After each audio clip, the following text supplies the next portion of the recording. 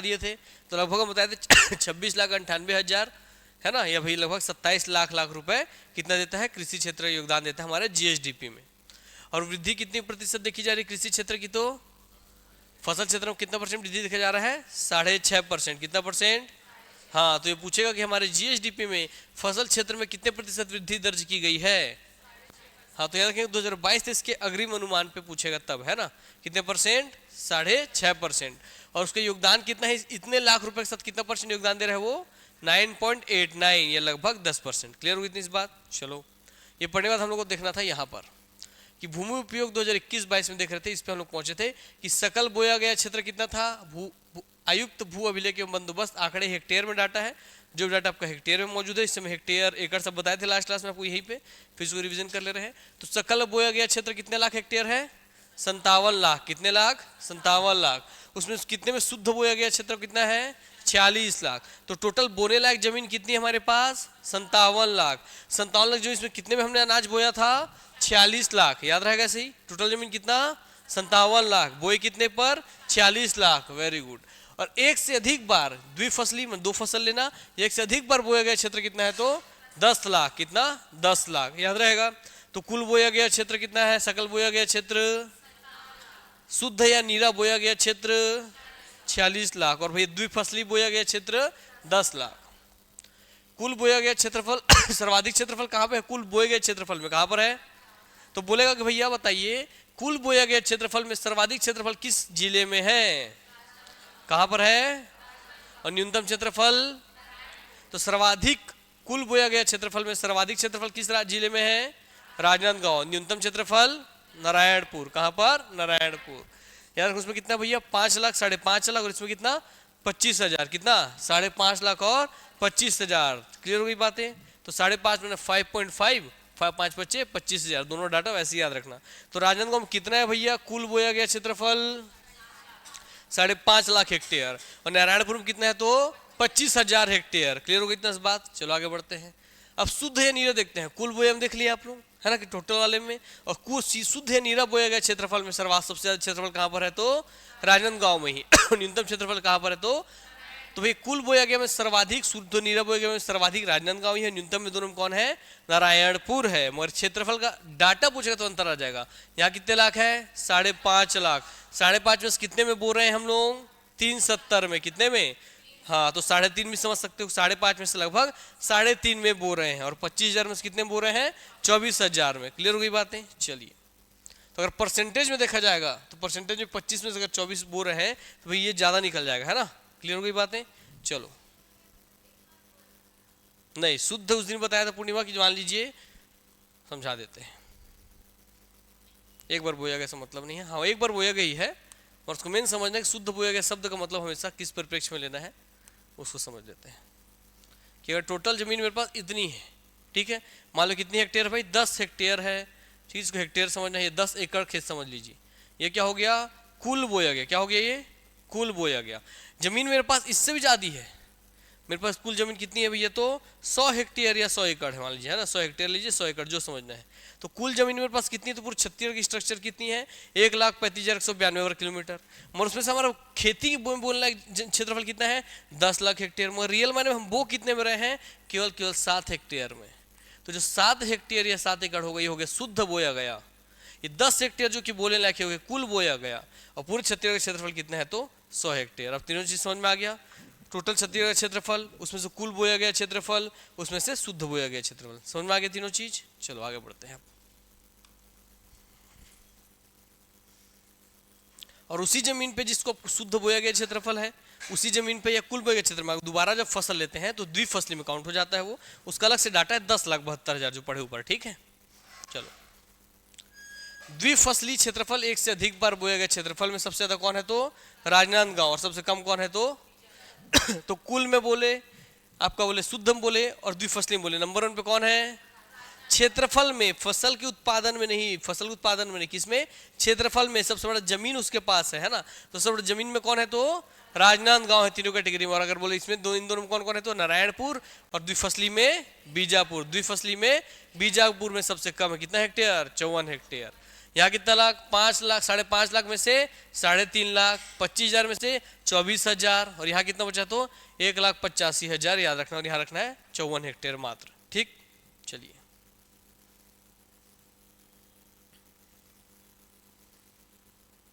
धान का समर्थन मूल्य वाला डाटा दिया हुआ है आपका, देख लीजिए, इसको पूछता है। ठीक है, आओ, तो फसल दिया हुआ है उसका 2022-23 के लिए मिनिमम सपोर्ट प्राइस प्रति क्विंटल पे क्या रेट था, 2023-24 के लिए मिनिमम सपोर्ट प्राइस प्रति क्विंटल पे क्या होगा ये दिया गया है। ठीक है, इसमें से हाँ हाँ इंडिया के साथ चेंज हो जाएगा, बोनस जोड़ करके मिलता है आप लोगों को ना। एमएसपी में वृद्धि कितने रुपए का हुआ है ये दिख रहा है, और लागत पर मुनाफा कितने % होता है ये देख रहे हैं। ठीक है, तो देख लीजिए धान दो टाइप के होते हैं, धान सामान्य और एक धान ग्रेड ए। क्लियर हो गई बातें? तो धान ग्रेड ए माने, ग्रेड ए माने सबसे अच्छे क्वालिटी का है, तो उसका रेट ज्यादा होगा, इसलिए इसका रेट कितना है 2060 रुपए। कितना है? और उसका कितना भाई 2040 रुपए। कितना है? 2040 रुपए। मगर डाटा कब का है? 2022-23 का। कैसा है? तो भाई प्रति क्विंटल, एक क्विंटल में कितना किलो होता है? 100 किलो। कितना किलो? 100 किलो। एक टन में 1000 किलो। कितना किलो? 1000 किलो, ध्यान रखना। तो भैया 100 किलो का कितना रुपए दे रहा है? सामान्य धान के 100 किलो के लिए कितना रुपए देगा सरकार आपको? 2040। तो लगभग कैसे रुपए किलो हो गया धान? कैसे रुपए किलो हो गया? यहाँ से 100 किलो का 2040 रुपए दे रहा है, तो 1 किलो का कितना हो गया रेट? 20 रुपए 40 पैसा लगा गए। अरे 2 जीरो तो 2 डिजिट के बाद दशमलव लगाना है। इसका 20 रुपए 60 पैसा, ऐसे याद रखना। मगर वही रेट अब बढ़ा दिया जाता है, हर साल मिनिमम सपोर्ट प्राइस बढ़ा दिया जाता है। सेंट्रल गवर्नमेंट कुछ पैसा बढ़ा के हर साल देते रहती है के किसानों के आय को सुरक्षित करने के लिए। उसी में बोनस नाम से जो होती है सरकारें 200-300 पैसा ज़्यादा लगा देती है। तो मुख्य रूप से जो किसानों को पैसा मिलता है वो देती सेंट्रल गवर्नमेंट ही है, हमारे भारत की केंद्र सरकार ही है। मगर राज्य सरकार उसको इस तरीके से दिखा देती है कि पैसा हम दे रहे हैं, हम दे रहे हैं, उसमें 200, 300, 600, 500 रुपए दे जोड़ देगा, वो बोलेगा हम आपको पूरा पैसा दे रहे हैं। तो लोगों को ये लगता है कि राज्य सरकार ही देती है, ऐसा नहीं है। राज्य सरकार प्लस केंद्र सरकार दोनों मिलकर देती है। इसमें जो 2060 रुपए लगभग है, 2060 रुपए कौन दे रही है मान लीजिए आपका? तो केंद्र सरकार दे रही है। अब इसमें मान लीजिए बोनस मिलकर आपको 2324 मिल रहा है, तो 300-400 रुपए कौन देगा? राज्य सरकार देगा। तो बोनस देना किसके हाथ में है? राज्य सरकार के। ठीक, चलिए। और 2023-24 में वही रेट क्या हो गया है? धान सामान्य का रेट क्या हो गया है? 2183 रुपए प्रति क्विंटल। कितने रुपए? और इसका कितना हो गया है? 2203। तो 2183 2203 कितना? 2183 2203। तो बताइए कितने कितने की वृद्धि दिख रही भाई? तो 143 रुपए की एमएसपी में शुद्ध वृद्धि हुई है। इसमें जोड़ेंगे 143 रुपए, इतना आएगा, इसमें जोड़ेंगे तो इतना आ जाएगा। क्लियर हो गई बातें? तो कितने रुपए की वृद्धि हुई है 22-23 से 23-24 में? 143 रुपए की। समझ गए पूरा डाटा कैसे पढ़ना है, पूरे चार्टिंग को कैसे पढ़ना है? यस। आइए ज्वार और छोड़ देंगे इसको। तब एक बार ध्यान से देखिए बस इसमें कि सबसे ज्यादा किसका दिख रहा है, वो दोबारा देखिए। इसमें आपको एग्जाम में याद करके जाना रहेगा, बता देता हूं, उसको याद करके जाइएगा। धान ग्रेड ए, धान सामान्य, मक्का, मूंगफली, सोयाबीन, हाँ बस इतने का खासकर एग्जाम पढ़ करके जाइएगा। ठीक है, और जो आगे सुपरलेटिव में रहे उसको अलग बात है, जो सबसे कम है तो पढ़ना है, जो सबसे ज्यादा उसको पढ़ना है। बाकी नॉर्मली एग्जाम में आपसे इतने को ही पूछ लेता है। ठीक, तो सब फसलों को मुख्य ध्यान देकर रखना है। ज्यादातर इन दोनों से क्वेश्चन पूछा जाता है कि धान सामान्य का कितने रुपए क्विंटल चल रहा है और धान ग्रेड ए का कैसे रुपए क्विंटल चल रहा है, ये चीज का। ठीक है, आप बताइए, किसान गाँव के आदमी है, कौन बताएगा रागी क्या होता है? अब मैं मत बोल देना कि वो रागी वो गाना वाला है।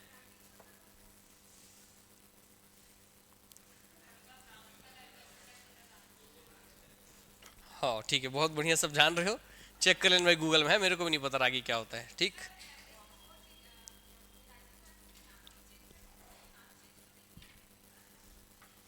एग्जाम में जो पूछेगा पूर्णिमा चेंज हो गया है ना? हाँ तो उसी नाम से पूछेगा तो उसी को लेना है, कोई दिक्कत नहीं है। हाँ तो कोई करंट अफेयर अपडेट रखो। देखो पूर्णिमा पढ़ी अपडेट रख रही है खुद को। चलो अब इसमें एक बार ध्यान से देखिए, सबसे ज्यादा प्राइस किसका दिख रहा है आपको? किसका दिख रहा है? मूंग का दिख रहा है। कितना रुपए देते हैं मूंग का? 77-55। कितने रुपए? 77-55 रुपए प्रति क्विंटल। क्लियर हो गई बातें? और सबसे कम किसका दिख रहा है? तो बताओ सबसे कम। धान ए, ये क्या है? तो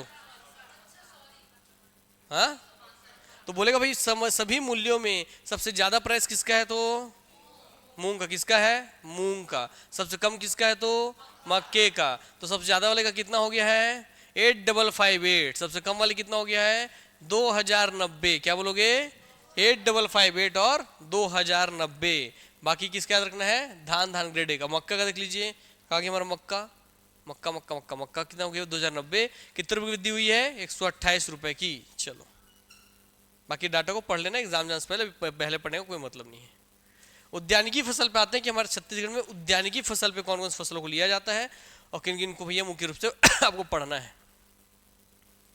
ठीक, एक बार काउंट करके बताइए कितने फसल हो रहे हैं, इसको काउंट कीजिए। 1 2 3 4 5 6 7 8 9 10 11 12 13 14 15 16 17 फसल का। ठीक है, चलिए आगे बढ़ते हैं। सब डाटा, बाकी डाटा आपको इकोनॉमिक सर्वे में देखना है। एक्स्ट्रा बाकी सभी जो एक्स्ट्रा फसल्स हैं उनका डाटा आपको इकोनॉमिक सर्वे में है। ठीक है, आर्थिक सर्वेक्षण बताओ, आर्थिक सर्वेक्षण आने वाले वर्ष का होता है कि पिछले वर्ष का होता है, हाँ पिछले वर्ष का, याद रखिएगा। और बजट किसका होता है, आने वाले वर्ष का। ठीक, उद्यानिकी फसल 2022-23 के अनुसार हम लोग स्थिति देख रहे हैं, चलिए देखना चालू करते हैं। तो उद्यानिकी फसल पहले किसको किसको सम्मिलित करता है, सब्जी, फिर फल, फिर मसाला, फिर पुष्प और फिर औषधीय एवं सुगंधित फसल। तो पहले तो नाम याद कीजिए कि भाई उद्यानिकी फसल में कौन कौन से फसल सम्मिलित हैं। पहला क्या है, दूसरा, तीसरा, चौथा, पांचवा। तो भाई कितने फसलों को ले रहा है, मुख्य रूप से 5 को ले रहा है। सबसे पहले सब्जी, फिर फल, फिर फिर फिर फिर हाँ याद हो गया। चलो बताओ कौन कौन से फसलों को लेता है। पहला क्या है, दूसरा, तीसरा, चौथा, पांचवा। हाँ तो भाई सब्जी फल फूल है ना, सब्जी फल फूल 3 तो ऐसी हो गया, सब्जी फल फूल।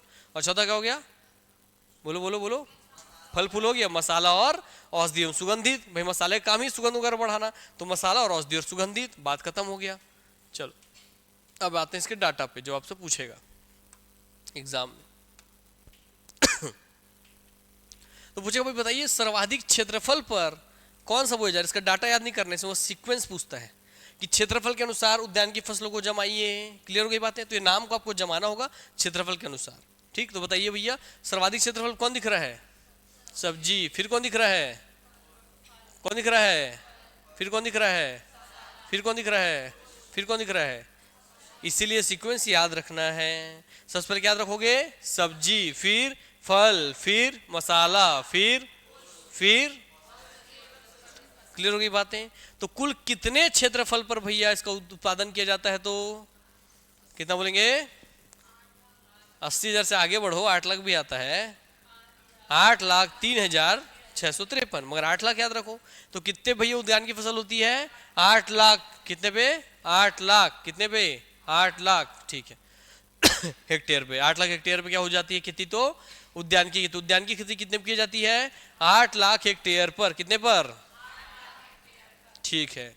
बोने के अनुसार उसके क्षेत्रफल के अनुसार भाई सीक्वेंस बताइए। पहला क्या है, फिर फिर फिर फिर क्लियर हो गई बातें। अब आते हैं उत्पादन, देखते हैं उत्पादन के अनुसार। तो उत्पादन के अनुसार बताइए सबसे नंबर में सबसे ज्यादा उत्पादन किसका है, किसका है, फिर किसका है, फिर किसका है, हाँ सीक्वेंस में दोहराते जाओगे, नीचे वाला को नहीं देखोगे कितना दिखा रहा है, इसलिए यहां सीक्वेंस चेंज हो जाता है। तो यहां से एक अलग चार्टिंग बनती है। पहले का सेम यही चार्टिंग चलने लगता है। मगर जैसे उत्पादन मेट्रिक टन में बोलेगा तो कितना ले रहे हैं हम लोग, सबसे ज्यादा किसका है, फिर किसका है, फिर अब इन तीनों में सबसे ज्यादा किसका है, किसका है, अरे ये कितना है, 4,50,000। ये कितना है, 45,000। ये कितना है, 1,61,000। तो कंफ्यूज क्यों हो रहे हो, है ना। तो भाई क्या बोलेंगे उत्पादन में क्या है बताइए, तीसरे नंबर पे, चौथे पे, पांचवे पे। हाँ तो याद रखना वही 2 सीक्वेंस है, क्योंकि 4-5 देख करके आपको दिमाग बार बार घूमने लगेगा कि भैया डाटा वो अलग बदल जाता है। क्लियर हो गई बातें। तो याद रखना भैया वो लाख में है और ये किस में है, 1000 में। क्लियर हो गई बातें। तो बताइए क्षेत्रफल में सीक्वेंस बोलिए, पहला फिर फिर फिर फिर उत्पादन बोलिए, उत्पादन में फिर फिर फिर फिर हो गया इतना बात। उल्टा जमाने बोलेगा तो क्या हो जाएगा? बढ़ते क्रम में आरोही क्रम में क्या हो जाएगा? पहले फिर फिर फिर फिर, तो आरोही अवरोही क्रम में जमा लोगे ना। आरोही का मतलब क्या होता है? बढ़ते क्रम की घटते क्रम? आरोही मतलब बढ़ते और अवरोही मतलब घटते क्रम। क्लियर रहेगा, ध्यान रखना ये बात को, नहीं तो एग्जाम वही भूल जाता आदमी। तो उत्पादन बताइए कितना हो रहा है इसका, कितने मीट्रिक टन हो रहा है? तो बताइए कितना हो रहा है? ठीक, तो 1 करोड़। सिंपल सी बात, कितना हो रहा है? 1 करोड़। तो भाई बोते कितने क्षेत्रफल पे हैं? 8 लाख हेक्टेयर पर। कितने पर? 8 लाख हेक्टेयर पर। उत्पादन कितना हो रहा है? 1 करोड़ मीट्रिक टन। कितना? 1 करोड़ मीट्रिक टन। चलिए, अब उत्पादन एक अलग शब्द और उत्पादकता अलग है। उत्पादकता का मतलब है कि प्रति हेक्टेयर में कितने मीट्रिक टन उत्पादन हो रहा है। क्लियर हो गई बातें? सुना गई बातें ना? तो भाई उत्पादन उत्पादकता में अंतर पता है कि नहीं? शुरुआत में बता चुका था ये बात, याद है किसी को? भूल गए? चलो, एक ये जमीन का टुकड़ा है, सेम जमीन का टुकड़ा ये भी है।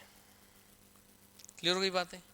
यहाँ पे जब मैं गेहूं बोता हूँ, यहाँ मान लीजिए मैं गेहूं लगा रहा हूँ, तो प्रति हेक्टेयर है, उसको प्रति एकड़ में समझाता हूँ। यह हेक्टेयर, 1 हेक्टेयर है, ये भी 1 हेक्टेयर है।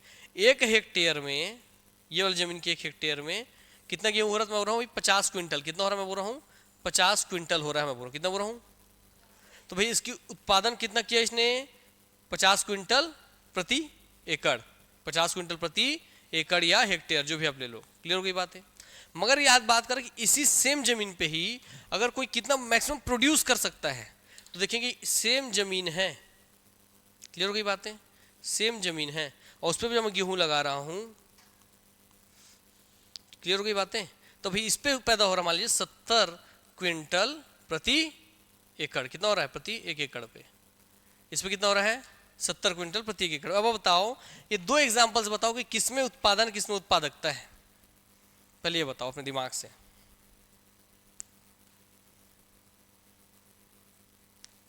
किस जमीन की उत्पादन ज्यादा है, किस जमीन की उत्पादकता ज्यादा है?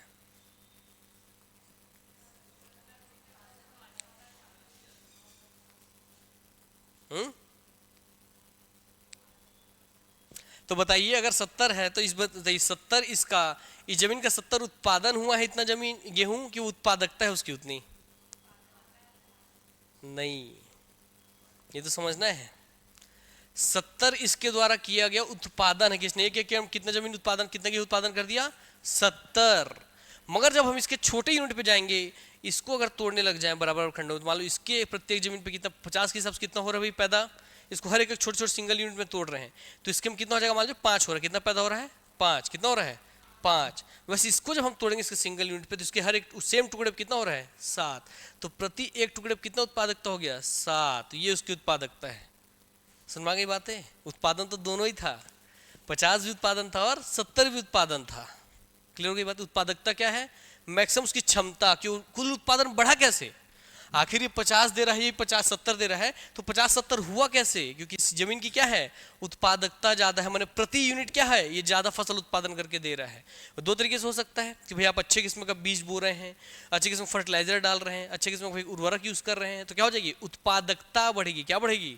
उत्पादकता। और उत्पादकता क्या है? उत्पादन की दर है, उत्पादन की दर। क्लियर हो गई बातें? कि प्रति यूनिट कितना उत्पादन बढ़ गया, वही क्या है? उत्पादकता। क्लियर हो गई बातें? तो याद रखेंगे, उत्पादन में वृद्धि क्या है? ये उत्पादन वृद्धि क्या है? उत्पादकता कहलाती है। क्या कहलाती है? उत्पादकता। यस। और उत्पादन तो नॉर्मल प्रोडक्शन है ना? चलो आओ,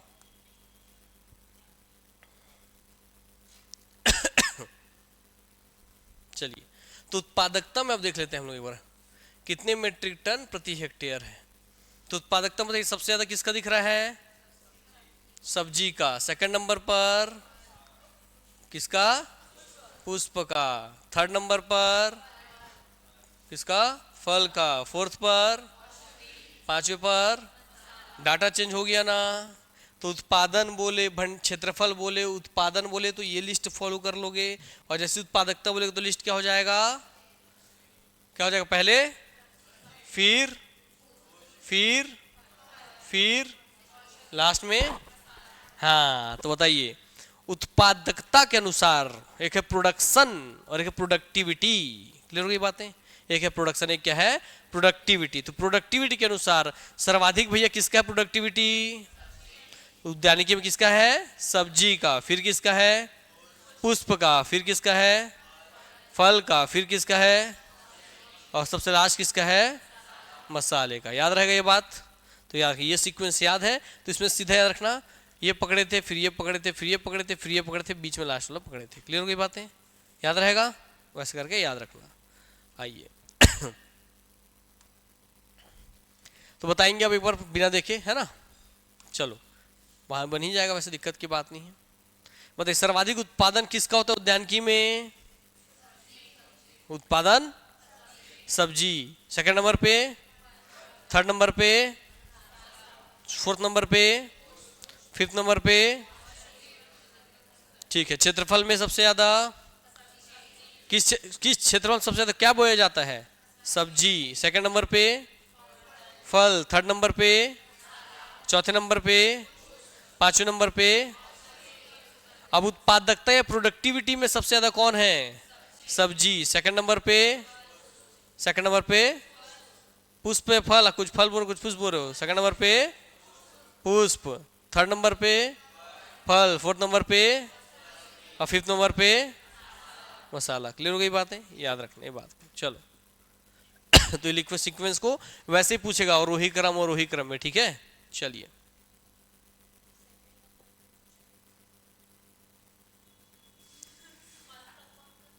कौन बोल रहा था फल फल? बहुत मार है उसको। चलो प्रमुख फसलों के अंतर्गत क्षेत्रों में उत्पादन अब लिखते चलते हैं ना, 2021-22 के अनुसार। आइए तो बोल रहा है क्षेत्रफल दिया 1000 हेक्टेयर में और उत्पादन दिया 1000 मीट्रिक टन में। ठीक, डाटा पहले क्लियर कर दिया है। अनाज में हम देखते हैं तो अनाज बताइए, सर्वाधिक जो हम अनाज देख रहे हैं इसमें सबसे ज्यादा उत्पादन किसका दिख रहा है आपको? किसका दिख रहा है? सबसे ज्यादा क्षेत्रफल में क्या बोया जा रहा है? सबसे ज्यादा उत्पादन किसका हो रहा है? ये समझ में आ गया बात? तो छत्तीसगढ़ में सबसे ज्यादा क्षेत्रफल पे कौन सा फसल बोया जाता है? कौन सा बोया जाता है? तो छत्तीसगढ़ में अनाज में सर्वाधिक बोया क्षेत्रफल में बोया जाने वाला फसल कौन सा है? अब भैया सबसे उत्पादन किसका है? तो याद रखना, अंतर्गत क्षेत्र उत्पादन अनाज धान सर्वाधिक सर्वाधिक, यह आपका क्षेत्रफल और उत्पादन। इसी सीक्वेंस पूछेगा दलहन में किसका किसका किसका। क्लियर हो गई बातें? तो अनाज में सबसे ज्यादा कौन बोया जाता है? सबसे ज्यादा उत्पादन किसका है? दलहन में सबसे ज्यादा कौन बोया जाता है? दलहन में चना। और उत्पादन किसका सबसे ज्यादा है? तिलहन में सबसे ज्यादा क्या बोया जाता है ना? उत्पादन किसका ज्यादा है? उत्पादन उत्पादन हाँ, तो दिमाग में आया? क्लियर हो गई बातें? चलो फिर से ध्यान रखना। बताओ, अनाज में सबसे ज्यादा क्या बोया जाता है क्षेत्रफल में? उत्पादन किसका होता है? धान का ही। दलहन में सबसे ज्यादा क्या बोया जा रहा है? चना। उत्पादन किसका हो रहा है? चने का ही। तिलहन में सबसे ज्यादा क्या बोया जाता है? उत्पादन सबसे ज्यादा किसका है? क्लियर हो गई इतनी बातें? याद रखें। हमारी डाटा कब का है तो वर्ष मत भूलना, 2021-22 का है। कब का है? 21-22 का। कब का डाटा पढ़ रहे हैं? 21-22 का। चलो दलहन में ये 260 है, ये 445,012 बोल रहे हो? नहीं कोई गड़बड़ होगा डाटा में, देख लेंगे उसके ऊपर, चेक कर लेंगे। ठीक है, 45-45 के आसपास होगा वो, चेक कर लेंगे उसको। ठीक, चलिए ध्यान रखिएगा। और गन्ने का अलग से याद होने। गन्ने का भैया बताइए कितना क्षेत्रफल में बोया जाता है? 36.7। 36.7 क्या? 1000 हेक्टेयर में। तो 36,000 हेक्टेयर में क्या बोया जाता है? गन्ना। क्या बोया जाता है? गन्ना। और उत्पादन कितने मीट्रिक टन होता है? कितने हजार मीट्रिक टन होता है? तो 69,000 मीट्रिक टन। तो भाई गन्ना कितने हजार हेक्टेयर में बोया जाता है? 36,000 हेक्टेयर क्षेत्रफल में। कितने क्षेत्रफल में? और कितना उत्पादन होता है उसका? 69,000 metric ton. 69,000 metric ton. Clear हो गई बातें? तो आपको इसमें सुपरलेटिव वाला पढ़ाया हूँ, इतने कोई ज्यादातर पूछता है, बाकी आप पढ़ेंगे तो बाकी सबको भी देखेंगे। क्लियर हो गई बातें? और इसमें आप लोग इसमें भी हायरार्की बनाएंगे, सबसे ज्यादा किसका है क्षेत्रफल में, फिर सेकंड में, थर्ड में, फोर्थ में, फिर फर्स्ट सेकंड थर्ड फोर्थ, पूरा लिस्ट बनाना पड़ेगा आप लोगों को। क्लियर हो गई बातें? तो ध्यान रख लेना। हाँ, इसलिए जब एग्जाम में जाओगे तो उस समय जब जाना तो उससे पहले वाले इकोनॉमिक सर्वे पढ़ के जाना है, ठीक है। इसलिए डाटा को अभी परेशान अभी नहीं होना है, जिस एग्जाम बैठोगे उस समय डाटा पूछेगा। अभी जो डाटा पढ़ा रहे हैं, अभी जो भी एग्जाम होगा इसमें यही पूछेगा, ठीक। इसलिए इकोनॉमिक सर्वे पढ़ के जाना, और इसमें भी वो सीक्वेंस बना लेना कि कैसे बनाओगे। सबसे ज्यादा क्षेत्रफल में किसको बोया जा रहा है? धान को। सेकंड नंबर पर गेहूं, थर्ड नंबर पर मक्का, चौथे नंबर पर। तो ऐसे सीक्वेंस पूछेगा, बस नंबर्स नहीं पूछेगा। तो सीक्वेंस सबसे ज्यादा वाले का देख लेना है, और फिर जो चार्टिंग है पूरा अनाज का बना लेना है, ठीक। क्लियर कोई बातें ध्यान रखिएगा। आइए, उत्पादन का वैसे बनाएंगे। उत्पादन सबसे ज्यादा किसका है? फिर किसका है? ये इसका मक्का, फिर क्लियर हो गई बातें। चलिए अब आते हैं प्रमुख फसल औसत उत्पादन किलोग्राम प्रति हेक्टेयर 2021-22 में। 2021-22 का किलोग्राम प्रति हेक्टेयर पूछ रहा, मगर औसत उत्पादन जब शब्द जोड़ेगा तब ये वाला टेबल यूज करना है। तो इसलिए का शब्द ध्यान देना है कि पूछ क्या रहा है। क्लियर हो गई बातें। उत्पादन बोला तो लिस्ट अलग, औसत उत्पादन बोला तो लिस्ट अलग। अगर सेम निकल गया तो नसीब है, अलग निकला तो नसीब है ना। आओ तो बताइए, औसत उत्पादन देखते हैं कितने किलोग्राम प्रति हेक्टेयर, एक हेक्टेयर में कितने किलोग्राम पैदा होता है। तो औसत उत्पादन में गन्ना का कितने किलोग्राम पैदा होता है एक हेक्टेयर में? 5316 किलोग्राम। कितना 5316 कितने किलोग्राम? तो पहले तो याद रखना, लगभग 5000 किलोग्राम पैदा होता है सर एक हेक्टेयर में। कितने हेक्टेयर में कितना गन्ना पैदा होता है? तो 5000 किलोग्राम गन्ना पैदा होता है कितने हेक्टेयर में? एक हेक्टेयर में। कितने किलोग्राम? 5000 किलोग्राम। मक्का कितना पैदा होता है? 3000 किलोग्राम। पहले राउंड फिगर में याद कर लो ताकि दिमाग में सीक्वेंस बैठ जाए, फिर अच्छे डाटा पर चलेंगे। फिर मक्का में कौन पैदा, सेकंड नंबर कौन पैदा दिख रहा है आपको यहाँ पे? तो मक्का कितना पैदा हो रहा है? 3000। फिर आपको धान कितना दिख रहा है? 3000। गेहूं कितना दिख रहा है? 1200। बोला 1200, वो इतना भी नहीं छोड़ देना है। 1200 कौन है? 1200। चना कितना? 782 है ना, 700। सोयाबीन कितना? 700। और कपास कितना? 300। क्लियर हो गई बातें। तो बताओ एक बार राउंड फिगर में याद रखना। अब इसको 5300 कर देते हैं। 5300, 3200, 3000, 1200, 780, 730 और 330, ये 333। क्लियर हो गई बातें। चलो बताओ, गन्ने का कितना है? तो 5300। कितना गन्ना? दिमाग में 5300 बैठा लो। गन्ना कितना? 5300। गन्ना कितना? 5300। गन्ना कितना? 5300। मक्का कितना? 3200। मक्का कितना? 3200। धान कितना? 3000। धान कितना? 3000। गेहूं कितना? 1200। गेहूं कितना? 1200। चना कितना? 700। कितना? 780। चना कितना? 780। सोयाबीन कितना? 730। कपास कितना? 333। एक बार दिमाग में बैठाओ, पूछेंगे फटाक से इसी वक्त।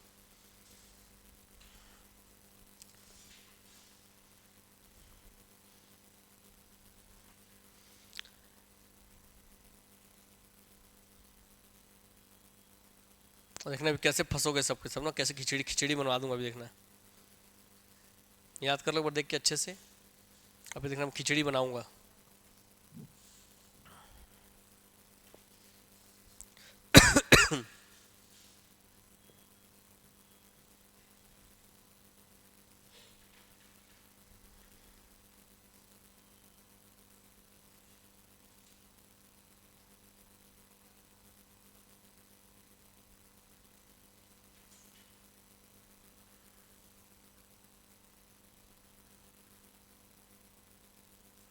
हो गया? पूछे? चलो बताओ। सोयाबीन,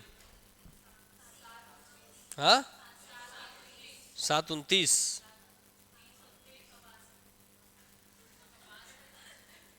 कपास कितना? कपास कितना? ठीक है। गन्ना कितना? गन्ना कितना? गन्ना कितना? ठीक है। गन्ना के बाद आ जाते हैं गेहूं कितना? गेहूं कितना? ठीक है। धान कितना? 3000। और कपास कितना? सोयाबीन,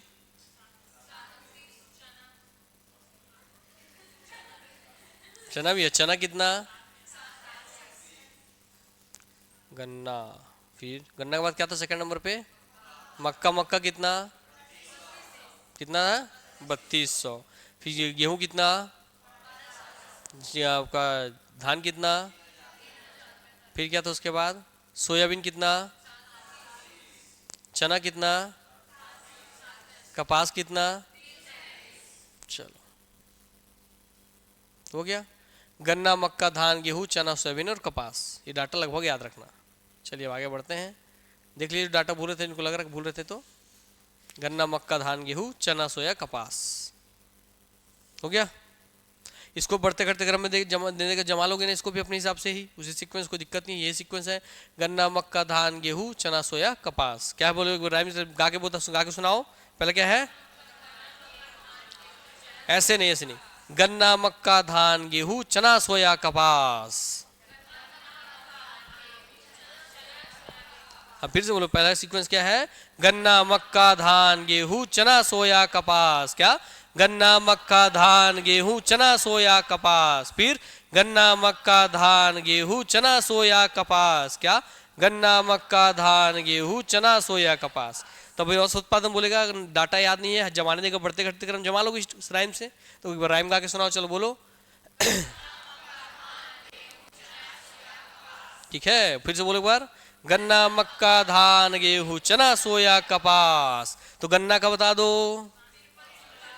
मक्का का बता दो, धान का बता दो, गेहूं का बता दो, चना का बता दो, सोयाबीन का बता दो, और भाई कपास का बता दो। Very good. तो गन्ना, मक्का, धान, गेहूं, चना, सोया, कपास। ऐसे घर में भी डाटा ऐसे याद करना। छत्तीसगढ़ में फसल उत्पादक प्रमुख जिला आप देख लेते हैं, ठीक है, कौन कौन से फसल में कौन सा जिला टॉप पे। इसमें सब याद नहीं करना है, पहले पढ़ रहे हो तो पहली बार बस याद रखना कौन से फसल में सबसे टॉपर कौन है। टॉप 3 याद रखना रहता है नॉर्मली, मगर आप टॉप 3 मत याद करना, नंबर 1 को याद रखना। क्लियर हो गई बातें, चलिए याद करते हैं। तो छत्तीसगढ़ फसल उत्पादक प्रमुख जिला, स्रोत कार्यालय, आयुक्त भू अभिलेख, रायपुर, छत्तीसगढ़। आइए, तो फसल का नाम है धान। क्या भाई अगला फसल हमारा धान। धान का सबसे नंबर उत्पादक कौन है, नंबर 2 पे, नंबर 3 पे। तो टॉप 3 याद रखना होता है, मगर आज आप केवल नंबर 1 याद करेंगे, 2 और 3 बाद में दिमाग बैठाएंगे। और जब दिमाग बैठाएंगे तो कैसे बैठाएंगे वो सीक्वेंस भी बता दे रहा हूं। जब दिमाग बैठाना होगा तो घर में इस तरीके से बैठाएंगे। हम छत्तीसगढ़ का मैप बना लेंगे, लिख देंगे भाई हम ले रहे हैं आज धान का ले रहे हैं, और धान के लिए हम क्या बैठाएंगे, पहला क्या है तो जांजगीर चांपा। क्या पहले जांजगीर चांपा, फिर क्या है राजनांदगांव, क्या है राजनांदगांव, फिर क्या है आपका बलौदा बाजार। कौन है बलौदा बाजार। तो ऐसे याद होना चाहिए 1 2 3। इस ट्रायंगल आपको याद होना चाहिए। ट्रायंगल जैसे ट्रायंगल याद करेंगे तो इस तरीके से आपको बहुत आसानी से याद रहेगा कि कौन सा ट्रायंगल बना था धान में। क्लियर हो गई बातें, तो समझ गए याद करने की टेक्निक, डायग्राम वाइज याद करना है इसको, पूरे चार्ट्स को। ठीक, चलिए इसमें मुख्य रूप से कौन कौन सी फसल को याद करना है तो याद रखिए, पहले मैं हाईलाइट कर दे रहा हूँ, उनका कम से कम डायग्राम प्रैक्टिस कर लेना, बाकी आपके ऊपर है। धान को कर लेना, चना को कर लेना, सूरजमुखी को कर लेना, सोयाबीन को कर लेना, मक्का कर लेना, तिल और राई सरसों कर लेना। क्लियर होगी इतनी बात। तो इतनों को मुख्य रूप से कर ही लेना है, इतने का चार्टिंग आपको बना ही लेना है ना। इतने का मैप आप बना करके रख लीजिएगा। चलिए हम सबका टॉपर जिला को देखना चालू करते हैं। फिर राई सरसों के बाद नीचे आएंगे तो हम लोग इसमें अलसी, मूंगफली, राम तिल को देख लेना, कोदो कुटकी देख लेना, गेहूं देख लेना, ज्वार जो भी जरूरी है, तिवड़ा भी जरूरी है, मटर, गन्ना, कपास, मूंग मोट को छोड़ के बाकी पूरा याद करना है इसमें से। ठीक, तो इन सबका टॉपर 3 याद रखना है। तो कुछ छोड़वा दिए ना ऊपर का 2-4 ठो, तो फिर एक ठो भी तो कम हुआ, तो फिर हाँ बाकी तो याद सब करना पड़ेगा। कुछ भी पूछ लिया तो भाई पढ़ना सब है, मगर शुरुआत में किसको पढ़ना वो बता रहा हूँ मैं। चलो अब चालू करते हैं सबके टॉपर जिलों को याद करने के लिए। ठीक, तो ये धान का नंबर 1 उत्पादक कौन है, तो दिमाग बैठाना, पूछूंगा अभी तुरंत आंख बंद करवा के। धान के लिए कौन है, सूरजमुखी के लिए, धान के बाद सूरजमुखी कहां पर है, चना कहां पर, तुअर कहां पर, मसूर कहां पर, सोयाबीन कहां पर। तो भैया याद रखना, पहले जांजगीर चांपा में कौन से 2 है, तो धान, सूरजमुखी। जांजगीर चांपा में धान, सूरजमुखी, जांजगीर चांपा में धान, सूरजमुखी। तो धान का सर्वाधिक उत्पादक जिला कौन है, सूरजमुखी का सर्वाधिक उत्पादक जिला। यस, तो भाई जांजगीर चांपा में कौन सा 2 फसल याद रखना है, धान और सूरजमुखी। कौन सा 2, धान और सूरजमुखी। अब राजनांदगांव को एक साथ याद रख लीजिए। राजनांदगांव कौन से चार है? तो चना, तुअर, मसूर, सोयाबीन। क्या क्या है? चना, तुअर, मसूर, सोयाबीन। चना, तुअर, मसूर, सोयाबीन। चना, तुअर, मसूर, सोयाबीन। क्या बोलोगे? हाँ ऐसे ही बोलना, राइम में याद, राइम में हमेशा चीज को दिमाग बोलना। क्या बोला है? चना, तुअर, मसूर, सोयाबीन। चना, तुअर, मसूर, सोयाबीन। तो तुअर में भी ऊ आता है, मसूर में ऊ आता है, सब पढ़ के रखना। तुअर के बाद ऊर से कुछ चालू करना है करके याद रखना। क्लियर हो गए? तो चना, तुअर, मसूर, सोयाबीन, इन चारों में कौन हो जाएगा नंबर 1? राजनांदगांव। ठीक है, अब चलते भाई हम लोग, बारी है कोंडागांव की। कोंडागांव में कितने फसल दिख रहे हैं? 3। रागी, उड़द और कुल्थी कहां पर है? रागी, उड़द और कुल्थी कहां पर है? तो मोटे अनाज लगभग दिख रहा है, बस्तर मोटे अनाज ही नॉर्मल दिखेंगे। तो रागी, उड़द और कुल्थी कहां पर? कहां पर? तो रागी, उड़द और कुल्थी कहां? रागी, उड़द, कुल्थी, कोंडागांव। बोलो रागी, उड़द, कुल्थी, कोंडागांव। रागी, उड़द, कुल्थी, कोंडागांव। बोलो रागी, उड़द, कुल्थी, कोंडागांव। ठीक है, अगर चलते हैं बलरामपुर में कितने दिख रहे हैं आपको? 3। मक्का, तिल, राई, सरसों। क्या? मक्का, तिल, राई, सरसों। क्या? क्या? मक्का, तिल, राई, सरसों कहां पर है? बलरामपुर में। कहां पर है? बलरामपुर में। फिर चलते हैं सरगुजा में। सरगुजा में ये कितने दिख रहे हैं? 2। कौन कौन से? अलसी और मूंगफली। अलसी और मूंगफली। बाजरा ना, अलसी और बाजरा। अच्छा अलसी नहीं है ना, बाजरा और अलसी। हाँ बाजरा और अलसी। तो बाजरा अलसी कहां पर? अलसी बाजरा, अलसी बाजरा।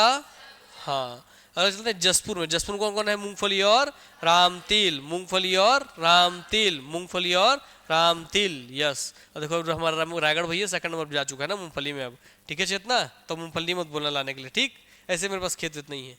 तो मूंगफली और रामतिल, मूंगफली और रामतिल। चलो, मूंगफली रामतिल कहाँ पर उत्पादन है? तो जसपुर में। अब चलते हैं भैया, कोदो कुटकी कहाँ पे होगा? कोदो कुटकी पूछता है इसलिए उसको, मोटे अनाज का मेन है। तो गेहूं कहां पर? गेहूं कहां पर? तो भाई धान लेने कहां जाओगे? और गेहूं लेने? हाँ याद रखना। कोदो कुटकी लेने? हाँ। मूंगफली लेने? जसपुर। जसपुर, हाँ जसपुर। ठीक है चलो, गेहूं कहां भैया? बेमेतरा। ज्वार कहां? ज्वार कहां? जौ कहां? तो ज्वार और जौ भैया सुसु से ही चालू हो रहा है। क्लियर हो गई बात है ना, दोनों में सुसु से याद रखना है भैया। ज्वार कहाँ है? तो सुकमा पे है। और जौ कहाँ पर? सूरजपुर। तो उल्टा है, याद रखना। क्लियर हो गई बातें?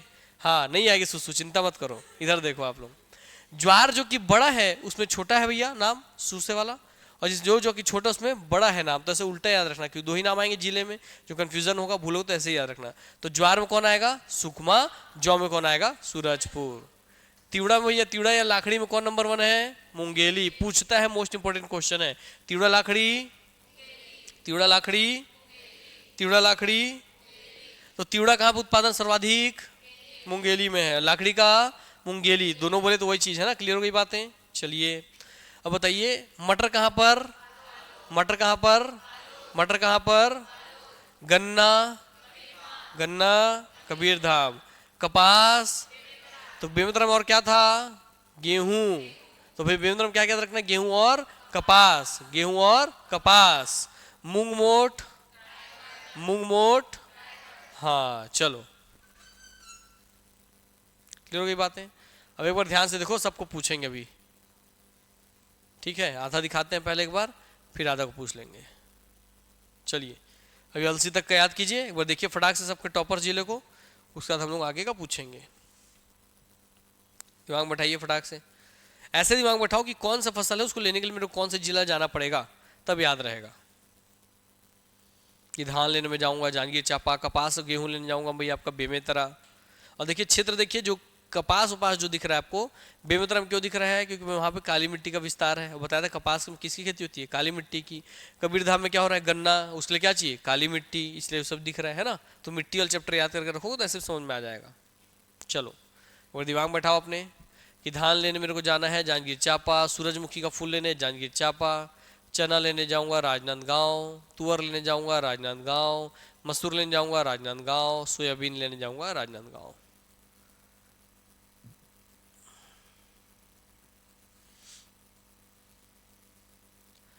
बता दलहन तिलहन के लिए सबके लिए काली मिट्टी अच्छी होती है। तो देखा राजनांदगांव दिखा रहा ना, चने की दाल सोयाबीन का तेल वाला, तो दलहन तिलहन के लिए अच्छा होता है काली मिट्टी।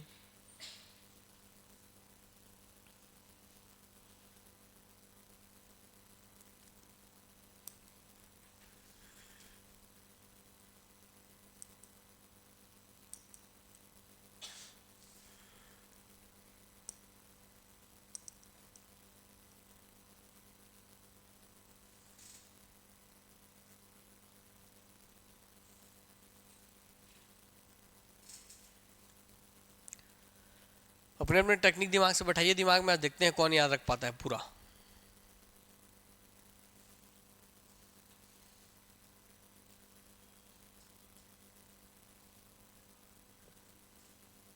हम्म। कैसे भी याद कीजिए, कोई दिक्कत नहीं है। देखिए कोंडा का सेकंड नंबर पे आ रहा है ना उसमें।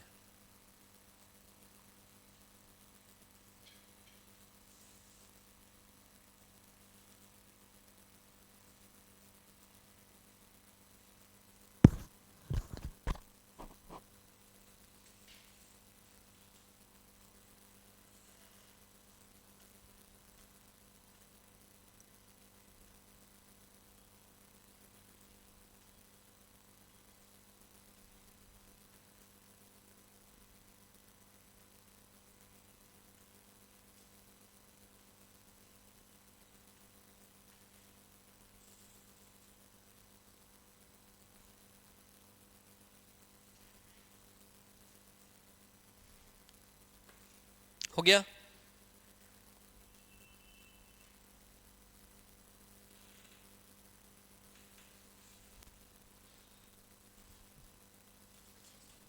हाँ तो पूरा याद करना है ना।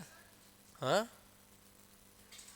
अपने दिमाग को कम क्यों समझ रहे हो, दिमाग में बैठाओ बस अपने अपने तरीके से। पहला तो पूछ रहा हूँ, कहाँ टॉप थ्री थोड़ी पूछ रहा हूँ, बस पहला पहले याद रखो। हो गया, हो जाएगा ना, हैंग हो जाएगा।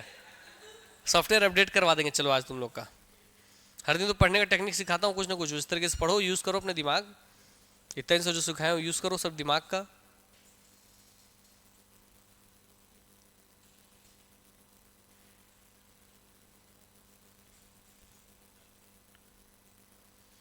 देखो मैं भी, चलो मैं भी याद करने की कोशिश करता हूँ, ठीक है, तुम लोग के साथ साथ।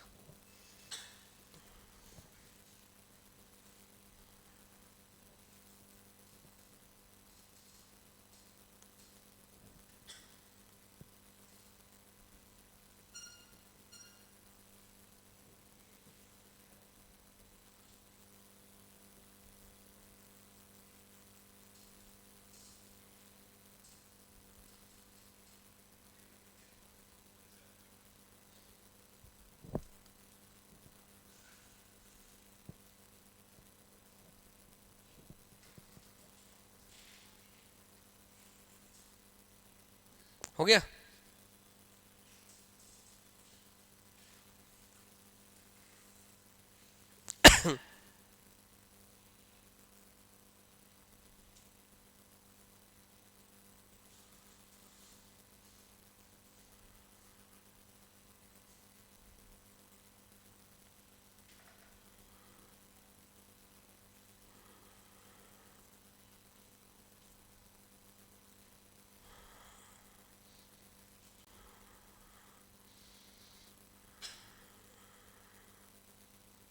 हुआ, चालू करें। चलो एक बार अब पूरा देख लो, एक बार जितना हो सकता है एक बार देख लो, अगर दिख रहा है तुम लोग को तो। दिखेगा यार, आँख का रोशनी बढ़ाओ, चश्मा का पावर बढ़ाओ, और बड़ा कर देते हैं थोड़ा सा, यस। ठीक, चलो अब याद करो। चलो मैं भी तुम लोग के साथ कोशिश करता हूँ, ठीक है। पढ़ाई लिखाई छोड़ दिया था, मैं फिर कोशिश करता हूँ।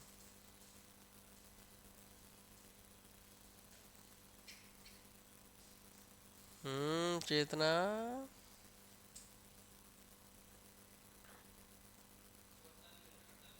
हाँ, रहड़ को रहड़ या अरहर दोनों बोलते हैं, तुअर भूसी को बोलते हैं। हाँ, मूंग दाल ही है और कुछ नहीं है।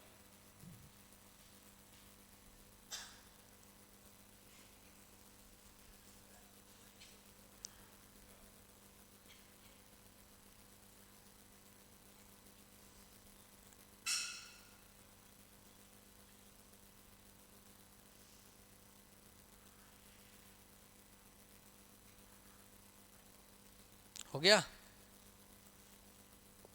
चालू करें, पूछें?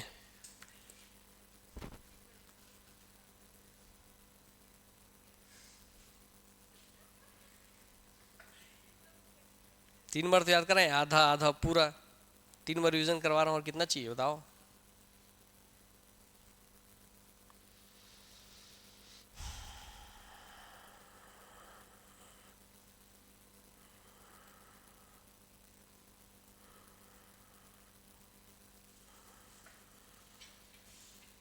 हो गया, चलो।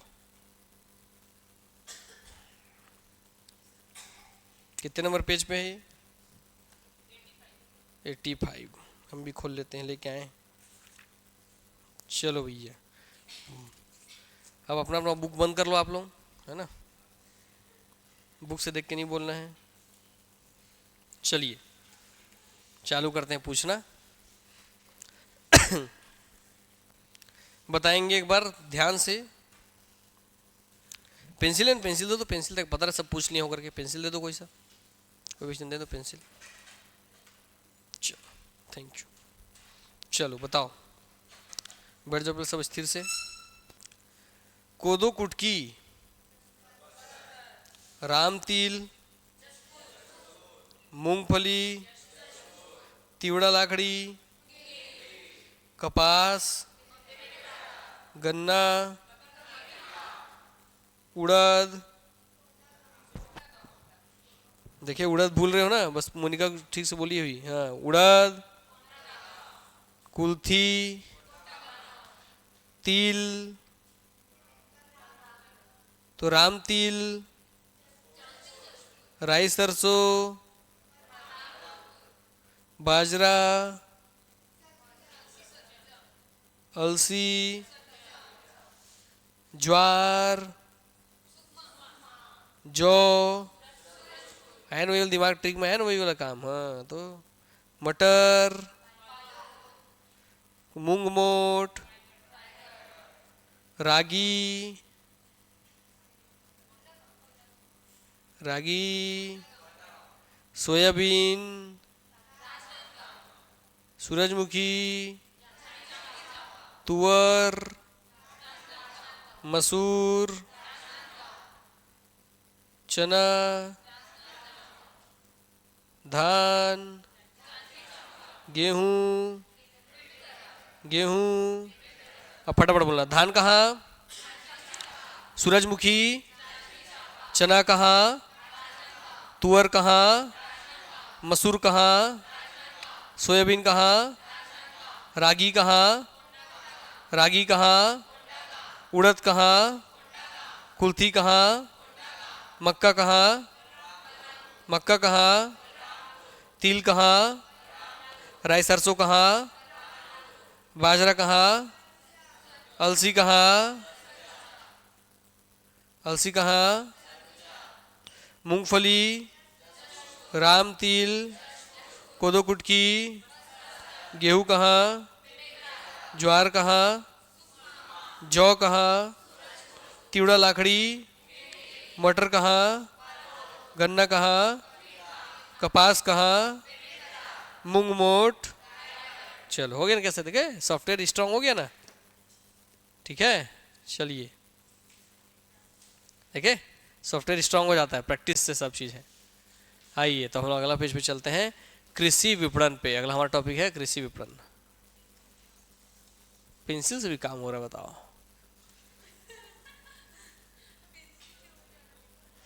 कृषि विपणन, ये लीजिए। अच्छा, धन्यवाद। चलिए चलते हैं भैया अब आगे। एक तो डाटा याद करा रहा हूँ बेटे, एग्जाम में गलती करके आए तो मैं क्या करूँगा, मैं तो आराम सो जाऊंगा, तुम ही लोग रहोगे, है कि नहीं?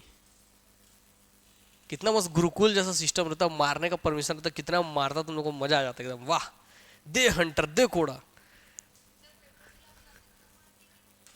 रोज नहीं, जब पेपर दे के आते नहीं सिलेक्शन होता उनको मारता ना, और लगभग सब मार खाते पहले, तो पहले शुरू शुरू में तो है ना, धीरे धीरे स्ट्रांग होते पढ़ पढ़ करके।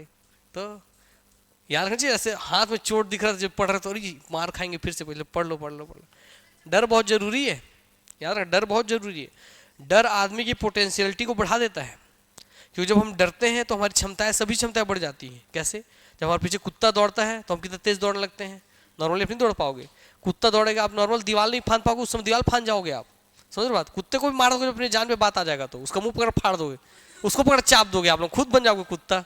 इसलिए जब हमारे मौत पे बनाए, डर बहुत ज्यादा जरूरी है। जब हम डरते हैं ना, तो डर को मगर हम लोग को यूज करने आना चाहिए, बस मैटर ये है। जब डर को सही तरीके से यूज करेंगे तो इसका मतलब अपने बॉडी के एड्रेनलिन देखेंगे, जब गुस्से में होंगे पूरा पेटी उठा देते हैं, देखते हैं ना बहुत ताकत आ जाता है गुस्से में। क्यों? अकेले आदमी 4 लोगों से लड़ लेता है। जब गुस्सा आता है तो दिमाग में पिट्यूटरी ग्लैंड बोलता है एड्रिनल ग्लैंड को, भाई तू एड्रिनल एड्रिनल जूस छोड़ना चालू कर। क्लियर हो गई बातें? तो जैसे आपकी अधिवृक्क ग्रंथि एड्रिनल जूस छोड़ना चालू करती है, उससे जो जूस आपके बॉडी में निकलता है पूरे ब्लड में फैल जाता है, शरीर में फैल जाता है, और हृदय स्पंदन को बढ़ा देता है। हृदय स्पंदन बढ़ा तो दिल तेजी धड़कने लगता है, ब्लड तेजी से पंप होने लगता है, बीपी हाई हो जाता है, ब्लड का प्रेशर बढ़ जाता है, इससे आपके शरीर में तुरंत स्फूर्ति चुस्ती आ जाती है। तो इसीलिए आपको भी अपने एग्जाम में अपने भैया डर को इस तरीके से यूज करने आना चाहिए, बहुत बड़ा फैक्टर है। अपनी क्षमता को बढ़ा सकते हो डर को यूज करके, और घटा भी सकते हो। डर 2 टाइप का है, एक सकारात्मक एक नकारात्मक। डर को अगर आप बढ़ा रहे हो सकारात्मक डायरेक्शन में, तो आपको जो क्वेश्चन भूल गए थे वो भी एग्जाम में याद आ जाएगा। और डर को नकारात्मक दिशा में बढ़ा लिए हो, बीपी लो कर रहे हो, तो आपको जो याद हो वो भूल जाओगे। इसलिए डर को यूज करना धीरे धीरे घर में प्रैक्टिस करके देखना। आज से जैसे पुराना कोई चैप्टर पढ़ेगा उसको बैठ के सोचना, क्यों नहीं आ रहा क्यों नहीं आ रहा क्यों नहीं आ रहा, सोच सोच सोच सोच करके उसके आसपास का सब चीज सोच लेना, फिर लास्ट में तब उसको खोल के देखना। तो इस तरीके से आप अपने डर को कंट्रोल करना सीख जाओगे। आपका माइंड फिर जब एग्जाम बैठेगा तो वैसे ही काम करेगा, क्या था इसका आंसर क्या था आंसर। तो अगर आप केवल सोच रहे हैं, आंसर फाइंड नहीं हो रहा है, और घर में उसका आंसर खोल के नहीं देख रहे हैं, तो आप एग्जाम में वैसे ही ट्रीट करेंगे। एग्जाम बैठेंगे सोचेंगे क्या था याद ही नहीं आएगा। पर जब घर में सोचें क्या था पूरा सोचे, जब पूरा हार गए तब खोल के देखें वो आंसर देख ले, तो आंसर हमेशा याद रहता है, बाकी सब भूल जाओगे, वही आंसर याद रहेगा। इस कोशिश घर में प्रैक्टिस ऐसे ही करना पड़ेगा, ठीक है। जब देखो 2-3 मिनट का समय देते हैं तो याद हो जाता है इतना अंदर टेबल। तो फिर तो अपनी क्षमताओं पर यकीन रखो, ह्यूमन से ज़्यादा कोई खतरनाक जानवर नहीं इस धरती पे, है ना। चलो आगे बढ़ते हैं। आप सबके सब महान जानवर हो, हाँ, you are great animals, social animal, हाँ सोशल। चलो भैया आगे चलते हैं अब कृषि वाले पर। छत्तीसगढ़ राज्य कृषि विपणन बोर्ड कहां पर है? पहले तो यही क्वेश्चन बनता है, कहां पर है? तो ये बोर्ड का बात कर रहा है ना, मंडी हो जाएगा, छत्तीसगढ़ राज्य कृषि विपणन मंडी बोल देगा। तो यहाँ क्या बोल रहा है शब्द, क्या? बोर्ड। तो बोर्ड कहां पर है? बोर्ड कहां पर है? याद रख लेना बात। हाँ, गठन कब हुआ था बोर्ड का? तो कब हुआ था बोर्ड का गठन? कब हुआ था बोर्ड का गठन? 23/12/3। कब? कल इसी डाटा को पूछूंगा, एकदम दिमाग में कंठस्थ करके बैठा लो कि मैं बोर्ड पूछूंगा छत्तीसगढ़ राज्य कृषि विपणन बोर्ड। तो आपको 23 दिसंबर 2003 आना चाहिए दिमाग में। 23 दिसंबर 2003 याद रखो, अभी एकदम जोर से एकदम दिमाग में बैठा लो, पूरा मार मार के बोलो, पढ़ो एक बार ध्यान से। अभी लगे कोई पढ़ रहे तो हमको याद हो गया है, मैं सोचो कल सर पूछेंगे 23 दिसंबर 2003, कैसे याद रख सकते हैं डाटा।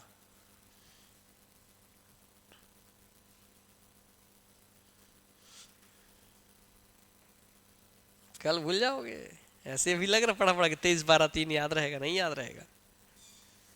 ऐसे कोशिश करना चाहिए कि जैसे आपको याद रहे। बोला ना, शब्दों में क्वेश्चन छुपाने की कोशिश किया करो। क्लियर हो गई बातें? 23/12/3 इसमें सबसे इंपॉर्टेंट होता है उसका वर्ष। तो सबसे पहले वर्ष को छुपाया करो, उसके बाद इन दोनों को छुपाया करो, पहले वर्ष छुपा लिया करो। तो बोर्ड शब्द में छुपाने की कोशिश करो, बोर्ड शब्द में। प्रैक्टिस सिखा रहा हूँ। तो कैसे छुपाएंगे? तो सर ऐसे छुपाएंगे कि मैं देखता हूँ बोर्ड में सबसे पहले बी दिखता है, तो मेरा दिमाग काम करता है ABC, तो C तीसरे नंबर पे आता है, मुझसे एक पहले वाला B हमको लेना है सर। तो जहाँ B फॉर बोर्ड बोलेगा, B को तीसरे नंबर पे ले रहा है 2 की जगह, तो अलग चीज़ है ना, कि गलत ले रहा है, 2 की जगह 3 ले रहा है। तो इस तरीके से याद रहता है ये। क्लियर हो गई बातें? तो वर्ष अब याद रहेगा। बोर्ड का B से क्या रखोगे? 2 की 3, B आता है 2 नंबर पे है, मरले कितने नंबर है? 3, तो बोर्ड वाले कितने नंबर लोगे? 3। तो ऐसे वर्ष का काम खत्म हो जाता है। और अब 4 साल बाद भी इसको नहीं भूलोगे कि सर बताए थे board B for board, board B आता है 2 नंबर पे, मर लेना क्या था? 3, हम लोग गलत लेना था तो 3 लेकर के चल रहे हैं। ठीक, तो वर्ष खत्म, लास्ट में तो कोई दिक्कत नहीं है। लास्ट में क्या भैया? 2 3 1 2, कोई दिक्कत की बात ही नहीं है। चलो, गिनती चालू किससे हो रहा है? एक छोड़ करके, 2 3 1 2, है ना। चलिए कहाँ गया हमारा मिटाने वाला? यस, चलो। तो भैया छत्तीसगढ़ राज्य कृषि विपणन बोर्ड का मुख्यालय कहाँ पर है? रायपुर में है। गठन कब हुआ था? हाँ, भंडारण, राज्य भंडारण गृह निगम आता है। तो भंडारण कहाँ पे करता है ये राजू का? राज्य भंडारण गृह निगम। तो राज्य भंडारण के लिए कौन सा करता है सब अनाज का भंडारण? राज्य भंडार गृह निगम। कौन करता है? हाँ, धान मंडी से धान खरीद रहे हैं तो उसका भंडारण तो करना पड़ेगा ना, बड़ा बड़ा जगह पे। यस, तो उसी को कौन करता है राज्य में? तो राज्य भंडारण गृह निगम। धान खरीदी छत्तीसगढ़ राज्य सहकारी विपणन संघ मार्कफेड द्वारा किया जाता है। किस द्वारा किया जा रहा है भैया आपका? तो हाँ, तो धान खरीदी कौन कर रहा है? कौन कर रहा है? उसका नाम याद रखो, छत्तीसगढ़ राज्य सहकारी विपणन संघ के द्वारा। किसके द्वारा? हाँ। कुल कृषि उपज मंडी कितनी है छत्तीसगढ़ में? छत्तीसगढ़ में कुल कितनी कृषि उपज मंडी है? कितनी कृषि उपज मंडी है? कितनी कृषि उपज मंडी है? हाँ, चलो, कितनी कृषि उपज मंडी? तो कृषि उपज मंडी बोला है। प्राथमिक कृषि साख सहकारी समिति वो कितने हैं? कितना है? हाँ, 2058 या 2058, जैसे याद रखना, याद रखो। क्लियर हो गई बातें? ये दोनों को मुख्य रूप से पूछता है सबसे ज्यादा, है ना, दोनों को ही पूछता है बार बार। तो छत्तीसगढ़ राज्य में कुल कितने कृषि उपज मंडी है? कितनी कृषि उपज मंडी है? 69। कितनी कृषि उपज मंडी है? ये कृषि उपज मंडी भैया कितनी सहकारी साख समितियां काम करती हैं इसके अंतर्गत? तो कितनी प्राथमिक कृषि साख सहकारी समिति कितनी है? 2058। और कुल धान उपार्जन केंद्र कितनी है? कितनी है? कितनी है? हाँ, प्रशासकीय प्रतिनिधि 22-23 के अनुसार इतना डाटा है। बाद में ये डाटा बदल सकता है, एग्जाम जाने से पहले डाटा पढ़ के जाना जो नया लेटेस्ट रहेगा। ठीक, बाकी इतना हो गया। तो अभी याद रखोगे 69, 2058, 26, 16 याद रहेगा। हाँ, तो कितनी भैया बताइए कृषि उपज मंडियां हैं? कितनी प्राथमिक कृषि साख समिति हैं? 2058। और भैया कितने आपके धान उपार्जन केंद्र हैं? कितने हैं? हाँ, ध्यान रखना इस बात को। ठीक है, क्लियर हो गई बातें? यस। तो जो छत्तीसगढ़ राज्य कृषि विपणन बोर्ड है उसके अंदर ही सब काम होता है, भंडारण का, धान खरीदने का, उसके अंदर मंडी बनेगा, उसके अंदर कृषि साख समिति बनेगी, उसके अंदर कुल उपार्जन केंद्र बनेंगे। इस तरीके से पूरा प्रोसेस सिस्टम काम करता है आपके द्वारा धान खरीदने से लेकर के उसको स्टोर करने तक के बीच में। क्लियर हो गई इतनी इस बात? चलिए आओ। हाँ, कितना कृषि उपज मंडी है बोल रहे हैं? पढ़ेंगे आगे उधर डाटा पढ़ लेंगे, नहीं तो देख लेंगे। 69, 118 है शायद, 118 है ना, कि बढ़ गया है? हाँ, 69, 118 मेरे को जहाँ तक याद आ रहा है पहले का पढ़ा हुआ, है ना। तो देख लेंगे, उसको आगे होगा तो देख लेंगे, नहीं तो फिर क्रॉस चेक कर लेंगे। चलो, तो 69, 118 तो याद आ रहा है मेरे को जहाँ तक है। ठीक है, तो कृषि उपज मंडी कितनी है? 69। और कृषि उप मंडी कितनी? उपज मंडी हो गई, उप मंडी, मंडी के अंदर उप मंडी, तो लगभग 118 के आसपास है, उस पर क्रॉस चेक कर लेंगे। ठीक है, चलो। हाँ, विपणन व्यापार। हाँ, तो विपणन मतलब व्यापार। कहाँ लिखा विपणन? अच्छा, विपणन संघ। हाँ, न्यूनतम समर्थन मूल्य पर धान खरीदी 2022-23 की स्थिति को हम लोग देख लेते हैं। आइए, तो धान खरीदी भैया कब से कब तक किया जा रहा है? 1 नवंबर 2022 से 31 जनवरी 2023 तक। इस वर्ष कब से कब तक किया जा रहा है? इस वर्ष 23-24 में, तो 22-23 का है। इस वर्ष का करंट अफेयर डाटा पढ़े हो? अर्जुना क्लासेस का करंट अफेयर का है ना मैगजीन, 4था एडिशन, नहीं पढ़े हो? उसको खत्म नहीं किए हो? चलो, तो याद रखना भैया 22-23 का डाटा पूछेगा तब बोलेंगे 22-23 में कब से कब तक किया गया था धान खरीदी का डेट? तो 1 नवंबर 2022 से 31 जनवरी 2023 तक। जहां तक मुझे आ रहा, मुझे भी एग्जैक्ट याद नहीं है, देखा देखा कहीं होगा लग रहा है, तो याद रखिएगा शायद इस बार 1 दिसंबर से 31 जनवरी ऐसा कुछ किया है ना। और मक्के का थोड़ा और आगे बढ़ाया हुआ है, तो उस चीज को ध्यान रखना, क्रॉस चेक कर लेना। ठीक है, आओ, कुल धान खरीदी कितना किया गया 2022-23 में? तो 107.53 लाख मीट्रिक टन। कितना भाई बताइए, कितना किया है? 107.53 लाख मीट्रिक टन। तो बोलेगा 2022-23 में, 2022-23 में कब से कब तक धान खरीदी की गई?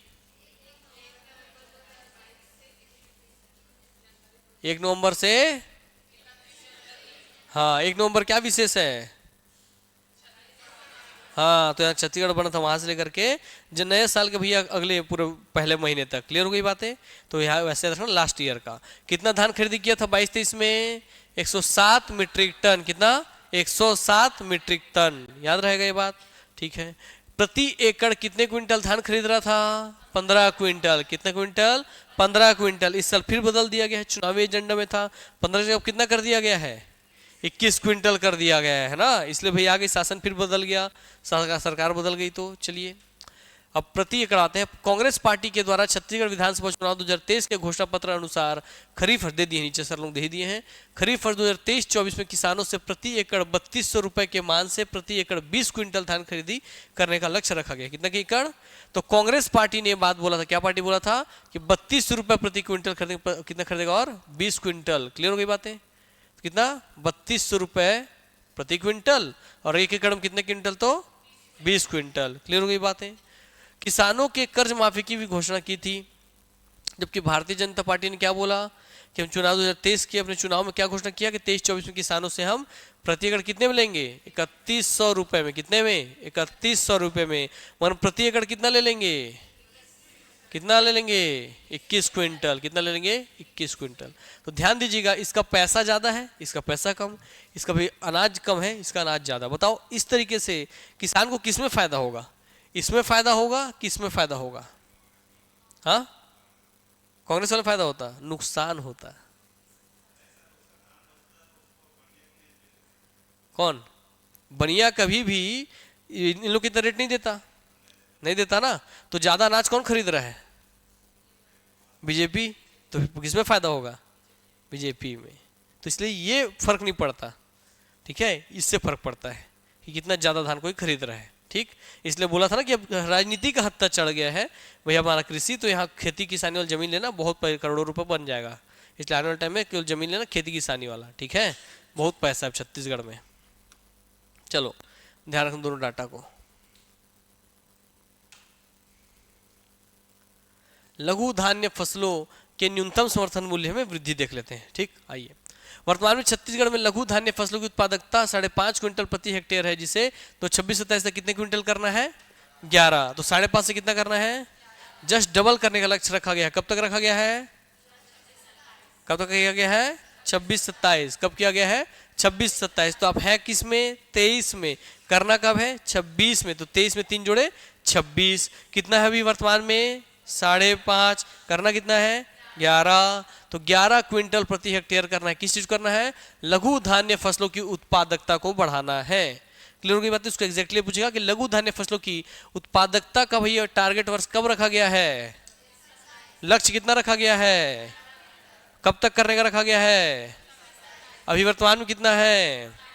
हाँ, भारत सरकार द्वारा लघु धान्य फसलों के अंतर्गत रागी की खरीदी हेतु समर्थन मूल्य 3846 रुपए प्रति क्विंटल घोषित किया गया है। तो लघु धान्य फसलों के अंतर्गत केंद्र सरकार किसको खरीद रही है? रागी को। किसको? रागी को। कितने समर्थन मूल्य पर?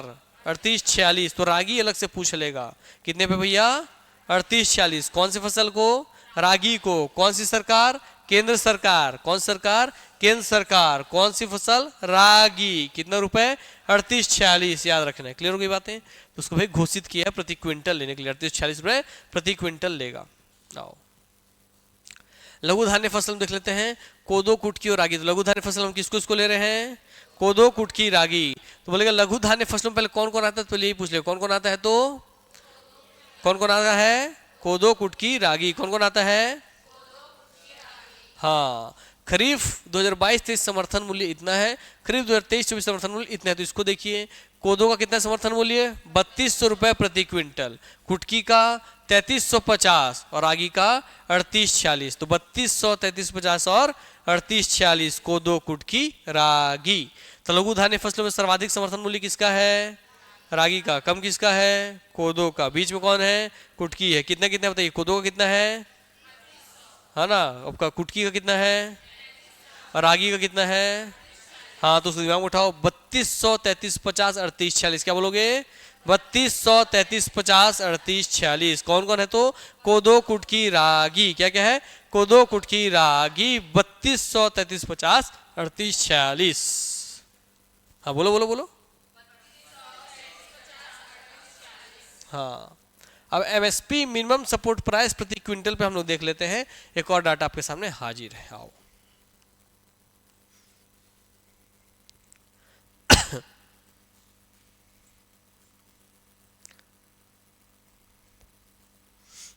चलिए, वैसे इस डाटा का वैसे उतना जरूरत नहीं है, छोड़ देते हैं इसको। चलिए, कितना डाटा आज कंफ्यूजन हो जाएंगे पूरा डाटा पढ़ के। हाँ, आरएमएस तो 14 15 23 24 24 25 मेरे को भी नहीं है ध्यान आ रहा है आरएमएस मतलब क्या कर दिए हैं। ठीक है, उसको देख लेंगे। ठीक, चलो आरएमएस का जरूरत तो नहीं है। अगला मेन कौन आ गया हमारा, तो सार्वजनिक वितरण प्रणाली, जो कि एग्जाम का फेवरेट टॉपिक है। भर भर के यहाँ से क्वेश्चन पूछ लेता है ना। उसको दिमाग में बैठाते चलना, अभी यही पढ़ना, यही याद कर लेना। छत्तीसगढ़ में कुल राशन कार्ड कितने राशन कार्ड है, तो 72-71 लाख। क्या 72-71 लाख? क्या 72-71 लाख? और ऐसे लाख में बोलेंगे तो कितने लाख? लगभग 72 लाख। क्या बोलोगे? तो छत्तीसगढ़ में कुल कितने राशन कार्ड धारी हैं? और डिटेल में 72,71,000। कितने? हाँ, तो छत्तीसगढ़ में कुल कितने राशन कार्ड हैं? मर्किस डाटा तक 22-23 तक। ठीक, तो अभी यही है अभी डाटा, अब नया आया नहीं है, नया आएगा जो नए साल से, तब तक लिए यही आपका फाइनल डाटा है। फिर छत्तीसगढ़ में सर्वाधिक राशन कार्ड धारक कहाँ पे हैं, कि कौन से हैं? प्राथमिक परिवार। कौन है? प्राथमिक परिवार। कौन है? प्राथमिकता परिवार। तो छत्तीसगढ़ में सर्वाधिक राशन कार्डधारी कौन सा परिवार है? प्राथमिकता परिवार। छत्तीसगढ़ में उचित मूल्य की दुकान कितनी है? कितनी है? 13,500। क्या बोलोगे? 13,500। ऐसे याद रखो, 13,500 कितना है? 13,500, 13,507। फिर बाद में बोला, डिटेल में कितना है? 13,507। ऐसे कितना है भैया कुल आपके उचित मूल्य की दुकानें, तो कितने हैं? 13,500। इसमें सर्वाधिक कहां पर है उचित मूल्य की दुकान? कम कहां पर है? तो ज्यादा कहां पर है? तो ज्यादा कहां पे मिलेगा? किराना क्या कंट्रोल दुकान कहां मिलेगा ज्यादा? कम कहां मिलेगा? हाँ, चलो आ जाओ अगला। मेरी पीडीएस मेरी मर्जी का शुभारंभ रायपुर जिले से कौन से वर्ष से किया गया था? तो मेरी पीडीएस मेरी मर्जी का शुभारंभ कौन से जिले से किया गया था? कौन से जिले से? कौन से जिले से? कब से किया गया? हाँ, तो याद रखना। और ये सब जो डाटा है ना, एक लाइन दे दिया या फिट करके बैठा दिया गया है 2023 के एग्जाम में, ये करंट अफेयर से कवर होता है। तो करंट अफेयर पढ़ने का हैबिट डालो। अर्जुना मैगजीन छापती है, छत्तीसगढ़ में सबसे ज्यादा बिकने वाली मैगजीन होती है अर्जुना करंट अफेयर की मैगजीन। तो आप लोग भी पढ़ो, ठीक है, क्योंकि अर्जुना से बेस्ट मैगजीन अभी किसी की नहीं करंट अफेयर में। ठीक है, चलो। और इसको कौन कौन पढ़ रहा है? पुराना सब याद कर रहे हो इसमें 1 by 1 रट रहे हो आप लोग? इसका हर एक लाइन याद होना चाहिए ना, क्योंकि मेरे अंडरगत में 75 स्टूडेंट्स को भी सलाह दे दी हुई, ले लो और इसको रट के जाना है। व्यापार में एग्जाम बैठोगे तो लोग आपसे ज्यादा रट लिए तो फिर आप लोग काम खत्म। ठीक है, तो ध्यान रखना, बुक पूरा एक एक लाइन याद रहना चाहिए। एक एक लाइन क्वेश्चन दिख रहा है ना, तो एक लाइन क्वेश्चन है, बुक रट लें। 2024 के अनुसार पूरा डाटा अपडेट करके दिया है। अभी जिस एग्जाम बैठोगे सबसे पहले यही डाटा आपको देना पड़ेगा एग्जाम में। तो मेरी पीडीएस मेरी मर्जी का शुभारंभ कौन से जिले से किया गया था? कौन से वर्ष से? प्रति माह 7 तारीख को चावल उत्सव आयोजन किया जाता है। तो प्रति माह कौन सी तारीख को चावल उत्सव मनाते हैं? तो हर महीने की किस तारीख को चावल उत्सव मनाते हैं? कौन सी तारीख को? कौन सा उत्सव? और कब से शुरुआत हुआ? कब से हुआ? तो याद रखना 7 तारीख 8। क्या बोलेंगे? 7 तारीख वर्ष 8। 7 तारीख वर्ष 8। और 7 में कितना जोड़ने से 8 होता है? 1। मगर यहाँ कितना जोड़ रहा है सामने? 2। क्या रखेंगे? 2। तो क्या रखोगे भैया? 7 2 8। क्या रहेगा? 7 2 8 चावल महोत्सव। क्या बोलोगे? हाँ, तो प्रत्येक महीने की 7 तारीख को चावल महोत्सव 2 फरवरी से चालू किया गया था और 8वां वर्ष से, तो फरवरी 2008 से चालू किया गया। और प्रत्येक महीने का क्या मनाया जाता है? 7 तारीख को चावल महोत्सव मनाया जाता है। चावल महोत्सव भैया वही चावल बांटते हैं आपका। PDS toll free call centre का संचालन कब से किया जा रहा है? हाँ, तो पीडीएस टोल फ्री का कब से संचालन किया जा रहा है? तो जब से भाई चावल महोत्सव मनाए थे तभी से। चावल महोत्सव कौन से वर्ष से मना रहे हैं? कौन से महोत्सव मना रहे हैं? हाँ, तो टोल फ्री नंबर कब से एक्टिव है? मर्यादा का महीना कौन सा? तो बस। मुख्यमंत्री खाद्यान्न सहायता योजना प्रारंभ कब से किया गया था? मुख्यमंत्री खाद्यान्न सहायता योजना, तो देखो सब साथ साथ ही आ रहा है ना, 7 7 8 8 के आसपास पूरा दिख रहा है, इसलिए सब खिचड़ी हो जाएगा एग्जाम में, इसलिए याद रखना। मुख्यमंत्री खाद्यान्न सहायता, तो खाद्यान्न सहायता स से सहायता स से 7, क्लियर हो गई बात है। चावल महोत्सव 8, और कौन आओ टोल फ्री 8, क्लियर रहेगा। चावल महोत्सव टोल फ्री 8, खाद्यान्न सहायता सहायता के स से 7, याद रहेगा ये बात, तो इसमें कंफ्यूजन मत होना, तो कंफ्यूजन होगा फिर 7 आएगा। मुख्यमंत्री अन्न सहायता योजना, तो स से सहायता स से 7, काम बन गया यहीं पे। छत्तीसगढ़ में खाद्य एवं पोषण सुरक्षा अधिनियम कौन से वर्ष से लागू हुआ है? तो छत्तीसगढ़ में खाद्य एवं पोषण सुरक्षा अधिनियम कब से लागू हुआ है? खाद्य एवं पोषण सुरक्षा अधिनियम, और 2012 में और क्या पढ़े थे एक ठो, मेरी मर्जी मेरी पीडीएस, क्लियर हो गई बात है ना, तो याद रखना। तो छत्तीसगढ़ में खाद्य एवं पोषण सुरक्षा अधिनियम, हाँ, छत्तीसगढ़ का वर्ष 2007 से ही प्रारंभ सार्वजनिक वितरण प्रणाली के कंप्यूटरीकरण हेतु अब तक प्रधानमंत्री पुरस्कार, e India award, national e governance award, Manthan award 2008, CSI e governance award, CSI Nihilent e governance award, ये सब मिल चुका है। किस लिए मिल गया? तो सार्वजनिक वितरण प्रणाली का कंप्यूटरीकरण करने के लिए, किसके लिए? पब्लिक डिस्ट्रीब्यूशन सिस्टम, सार्वजनिक वितरण प्रणाली, जो कंट्रोल द्वारा अनाज बांट रहे हैं ना, वो कंप्यूटराइज हो चुका है। अब जाके आप अंगूठा लगाओगे तब भाई आपको मिलता है सब चीज़, है ना, अंगूठा लगाओगे टैबलेट में सब रीडिंग ले लेता है, बायोमेट्रिक होता है, सब डाटा कंप्यूटर में चल रहा है। तो ये कब से कंप्यूटराइज हो चुका है? वर्ष 2007 से। कब से? कब से? ठीक, क्लियर हो गई बातें। और इसके लिए अवार्ड कौन कौन से मिला, उस अवार्ड का नाम देख लीजिए। तो किस कैटेगरी में दिया है? सार्वजनिक वितरण प्रणाली, पीडीएस प्रणाली, पब्लिक डिस्ट्रीब्यूशन सिस्टम के लिए। कौन से वर्ष से? 2007 से। क्यों? क्योंकि हमारा क्या हो गया था, कंप्यूटराइज्ड हो चुका था पूरा पब्लिक डिस्ट्रीब्यूशन सिस्टम। इसलिए कौन कौन सा अवार्ड मिला, उस नाम का नाम देख लीजिए। पहला अवार्ड कौन सा है? प्रधानमंत्री पुरस्कार। कौन है? क्योंकि इस एग्जाम में जब खतरनाक करता 4 दे देगा अवार्ड का नाम, बोलेगा इनमें कौन सा नहीं दिया गया था, गलत नाम घुसा देगा, वैसे कर इसलिए नाम याद रखो। पहला अवार्ड कौन सा है? प्रधानमंत्री पुरस्कार। दूसरा कौन है? E India award. फिर कौन है? National e governance award. फिर कौन है? मंथन अवार्ड 2008। फिर कौन है? CSI e governance award. फिर कौन है? CSI Nihilent e governance award. Clear हो गई बातें। तो सीएसआई का 2 है, प्रधानमंत्री का 1 है, और ई इंडिया है, और कहाँ गया? ई गवर्नेंस है, ई गवर्नेंस है, ई गवर्नेंस है। क्लियर हो? ई इंडिया और ई गवर्नेंस, ऐसे करके ट्रिक दिमाग में उठा के रखना। आते हैं चावल। सार्वजनिक वितरण प्रणाली के अंतर्गत छत्तीसगढ़ में विभिन्न प्रकार के राशन कार्ड जारी किए जाते हैं, जिसे पृथक पृथक दर पर अनाज उपलब्ध कराए जाते हैं, है ना।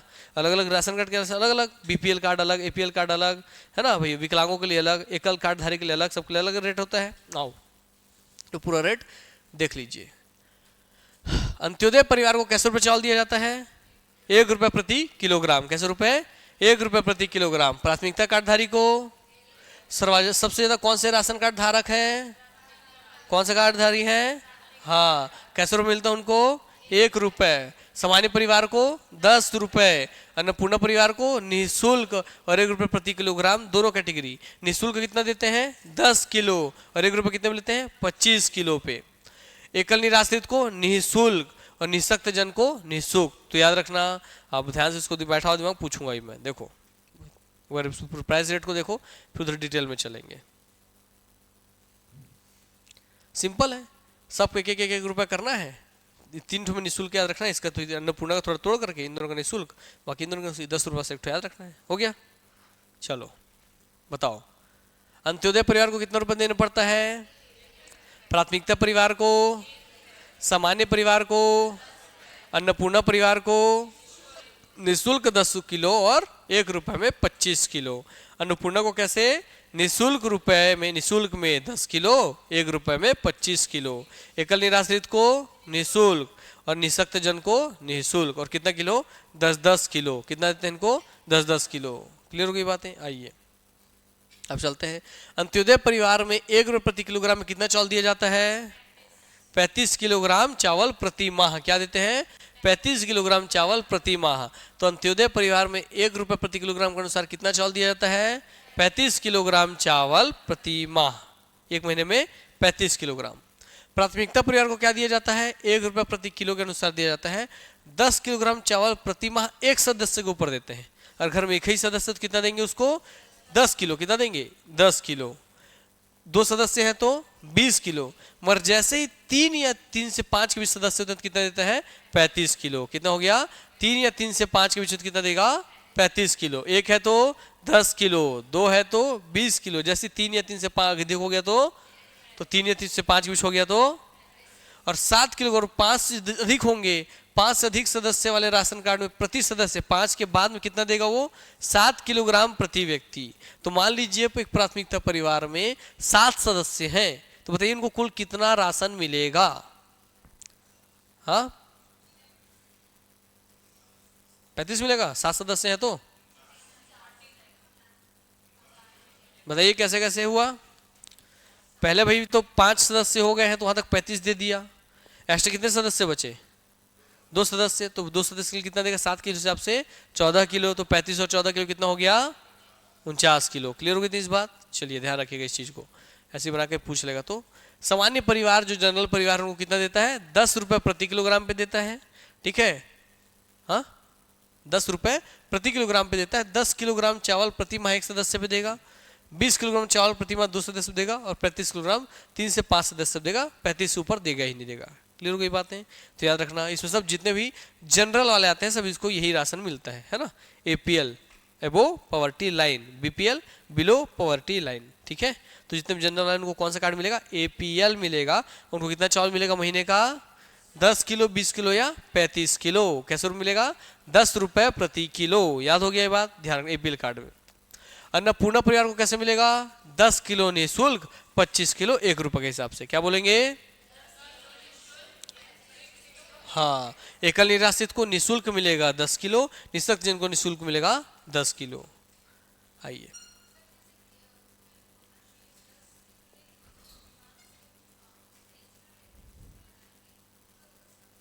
कौन सी कैटेगरी में बोल रहे हो आप? अन्नपूर्णा में 35 किलो चावल उसको देना ही है, तो 35 किलो में हिसाब से आप कुल मिला के आप गए अपना राशन कार्ड लेके, आप किस में आ रहे हो? अन्नपूर्णा कैटेगरी में। तो आपको 25 रुपए देना ही पड़ेगा, और 25 रुपए लेके आपको कितना देगा चावल? 35 किलो। ठीक है, ये बात है और कुछ नहीं है उसमें। चना राज्य के अनुसूचित एवं माडा क्षेत्रों में निवासरत सदस्य समस्त अंत्योदय, कौन कौन ध्यान रखिएगा, चना किसको इसको देता है? तो राज्य के समस्त अनुसूचित और माडा क्षेत्र। क्षेत्र में कौन सा क्षेत्र? अनुसूचित क्षेत्र और माडा क्षेत्र। कौन कौन क्षेत्र? अनुसूचित क्षेत्र और माडा क्षेत्र। उसमें समस्त अंत्योदय कार्ड धारकों को देगा, प्राथमिकताओं को देगा। अन्नपूर्णा परिवार के राशन कार्ड धारियों को 2 किलोग्राम प्रति माह 5 रुपए प्रति किलोग्राम की दर से चना प्रदान किया जाएगा। तो राशन कार्ड धारी क्या दे रहा है? 2 किलोग्राम प्रति माह देगा चना। कितना देगा? 2 किलोग्राम प्रति माह 5 रुपए किलो के हिसाब से देगा। तो चना कितना देगा? 2 किलो। कैसे रुपए से देगा? 5 रुपए। तो टोटल कितने रुपए ले रहा है? 10 रुपए। तो 10 रुपए कितना चना दे रहा है? 2 किलो। क्लियर हो गई बातें? तो कौन से क्षेत्रों को? माडा या अनुसूचित क्षेत्र। ठीक है, आइए माडा क्षेत्र मतलब जितने भी अनुसूचित क्षेत्र को माडा क्षेत्र कहा जाता है। जैसे कोई क्षेत्र, जैसे बस्तर हो गया जनजातीय क्षेत्र में आ गया तो अनुसूचित क्षेत्र हो गया। सरगुजा का बहुत सारा हिस्सा जितना है अनुसूचित क्षेत्र में आ गया, अनुसूचित क्षेत्र हो गया। तो जो भी अनुसूचित जनजाति या अनुसूचित जनजातियां रहती हो, अनुसूचित जाति रहती हो, सब चीज किसमें जाते हैं? माडा क्षेत्रों में। ठीक है, तो उसमें भी सरकार के ऊपर डिपेंड करता है किसको ले रहा है किसको नहीं। जिसको माडा में ले लिया है या जिसको अनुसूचित क्षेत्र में ले लिया है उसी बसीय रेट पे देगा, नहीं तो बाकी जगह नहीं देगा। जैसे नॉर्मली आप लोग मैदानी क्षेत्र में नॉर्मली नहीं देखे होगे चना मिलते हुए, है ना। कंट्रोल बस धान देखे होगे, चीनी देखे होगे, 2 चीज देखे होगे, धान और चीनी। चलो, शक्कर अंत्योदय एवं प्राथमिकता परिवार के राशन कार्ड धारियों को 1 किलोग्राम प्रति माह 70 रुपए प्रति किलो की दर से शक्कर प्रदान किया जाता है। तो कैसे रुपए 70 शक्कर मिल रहा है? 17 रुपए। कैसे रुपए किलो? 17 रुपए। मार्केट में कैसे रुपए किलो चल रहा है अभी? 40 से 44 रुपए। देखे गृहस्थ आदमी, क्या गुंडा बनोगे तुम लोग। आपको पता था ना, खरीद के बना रहे हो ना, हॉस्टल में घर में खाना है ना, इसीलिए।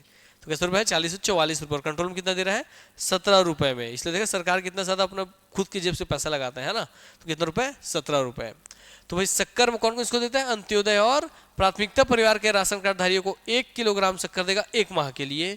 और कैसे रुपए से देगा? 17 रुपए प्रति किलो के हिसाब से देगा। आते हैं गुड़ पर। बस्तर संभाग के स्पेशलिस्ट को निकाला था कि बस्तर संभाग के सभी जिलों में अंत्योदय, प्राथमिकता, अन्नपूर्णा, एकल निराश्रित, निःशक्त जन राशन कार्ड धारियों को 2 किलोग्राम प्रति माह 70 रुपए की दर से गुड़ प्रदान किया जाएगा। क्लियर हुई इस बातें? तो गुड़ कहाँ पे देगा? केवल बस्तर के समस्त जिलों में। क्या? हाँ, बस्तर संभाग के समस्त जिलों में क्या देगा? गुड़ देगा। किस रेट से देगा? 2 रुपए प्रति किलो के हिसाब से देगा और सभी राशन कार्ड धारियों को देगा। क्लियर हो गई बातें? 17 रुपए दिया ना? कितना रेट से देगा? 17 रुपए। और कितना किलो दे रहा है? 2 किलोग्राम। तो वही तो है, चीनी जैसा तो है, सेम टू सेम है ना। वहाँ 1 किलो थोड़ी, यहाँ के गुड़ कितना है? 2 किलो, बस किलो का अंतर है। अगला जाओ, मत्स्य विकास और पशुधन पे देख लेते हैं। अरे कहाँ हो गया यार? अरे कुछ नहीं हुआ है, खत्म हो गया। देखो अब तो कुछ है ही नहीं पढ़ने के लिए, खत्म। कोई टाइम नहीं हुआ, टाइम घंटी बजने दो ना, जब तो कैंटीन में खत्म हो जा भाई। बच्चों को डरवाने के लिए कैसे कर रहा है? खत्म खत्म खत्म। चलो हाँ तो भाई फिर मैं खत्म कर दिया हूँ ना, आज ये समझ लूंगा मैं। अगले दिन से नया चैप्टर चालू करूंगा, ठीक है? हाँ हाँ, बस्तर मिलेगा, सरगुजा मिलेगा, जो जो अनुसूचित क्षेत्र में सम्मिलित क्षेत्र है। नमक सब जगह, नमक सब जगह। आयोडीन को कमी को दूर करना है ना। ठीक है, बच गया ना तुम लोग? छोड़ दिया मैं आज। चलो तो एक बार फटाक से काम करते हैं, खत्म करने से पहले फटाफट दोहराते हैं आज के अनाज वाले को, ठीक है? क्लियर है? अनाज वाला जो याद करवाए थे आज, फटाफट दोहराना उसको फटाक से। 85 नंबर पेज, देखो मेरे पेज नंबर भी याद हो गया उसी समय का। आप लोगों को याद होना चाहिए। निकाल लेता हूँ मैं, आप लोगों को नहीं निकालना है, आप लोग मुँह से बोलोगे बस। फटाफट बताओ, बताओ धान कहाँ पे बेटा सबसे ज्यादा? धान कहाँ? सूरजमुखी, चना, तुअर, मसूर कहाँ?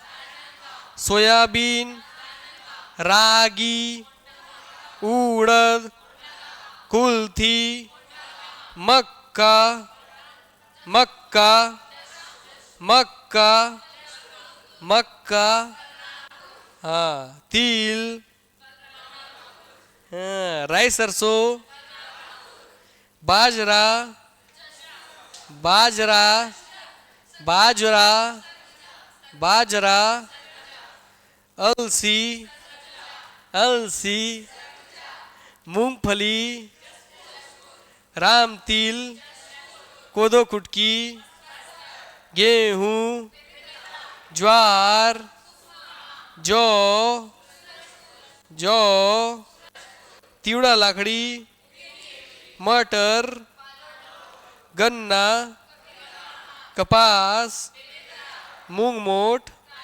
फिर से बोलना, धान कहाँ पे? सूरजमुखी, चना कहाँ पे? तुअर कहाँ पे? मसूर कहाँ पे? सोयाबीन कहाँ पे? रागी कहाँ पर?